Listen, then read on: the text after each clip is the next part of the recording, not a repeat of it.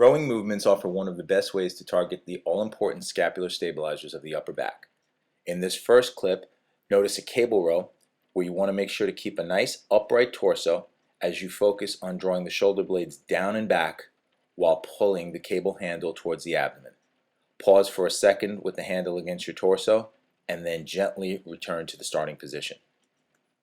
For the one-arm dumbbell row shown here, position yourself on a bench, making sure to once again maintain a nice long torso.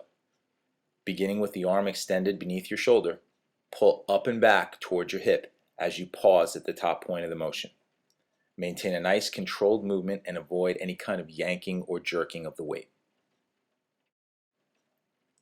Prone supported dumbbell rows on a bench offer you a nice way to work both arms simultaneously. Once again, the focus is on targeting the upper back with a nice smooth pull and pause at the top of the motion. If you're looking for a challenging bodyweight exercise to target the upper back, look no further than the inverted row, shown here with a weight vest and feet elevated on a bench for added difficulty. One final exercise that warrants inclusion in this category is the reverse dumbbell fly. Now with these, you're eliminating any potential pulling assist that you get with the biceps and just solely relying on the scapular retractors of the upper back. Make sure to hold the dumbbells for a brief second in the top position and use a nice controlled motion.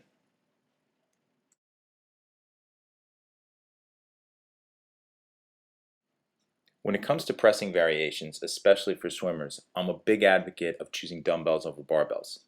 I say this primarily because dumbbells allow for a lot more individual variation with the lifts, such as the Incline 45-degree dumbbell press pictured here. With the elbows traveling a little bit closer to the torso at approximately a 45-degree angle and palms turned in almost into a neutral position facing each other, it offers a much more joint-friendly alternative than the standard barbell bench press. Here's another version of that same drill using a stability ball for a little bit of an added challenge, as well as incorporating some hip extension into the movement to make it a little more total body.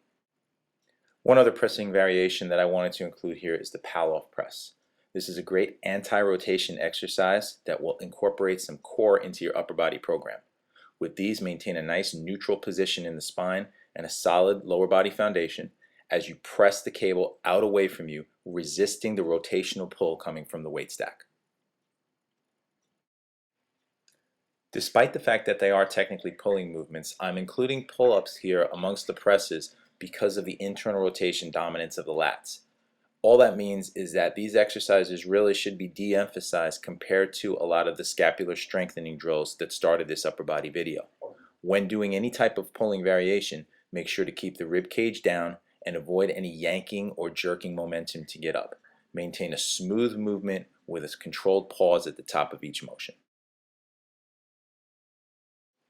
When it comes to lower body movements, we really want to emphasize the posterior chain, or the glutes, hamstrings, and spinal erectors working together as a unit.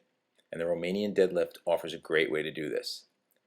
Shown here with a barbell and added weight, this same exercise can also be done with a lighter bar or even a broomstick to just work that hip hinge pattern. Keep a nice long torso, soft knee, and emphasis on driving the hips back while the weight descends.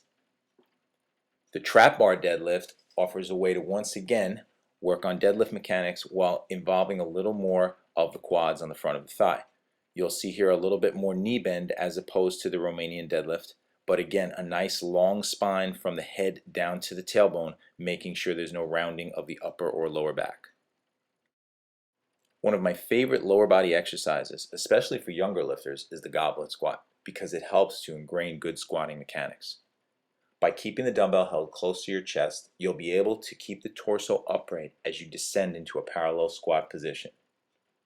Here you'll get a little more quad emphasis than the deadlift variations just shown, but you'll still be doing a good job of targeting the glutes and hamstrings as well.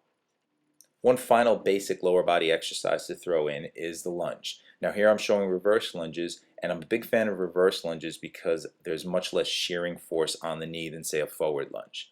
With these, once again, maintain an upright torso as you stride back until the back knee almost touches the ground, then press back up to the start position.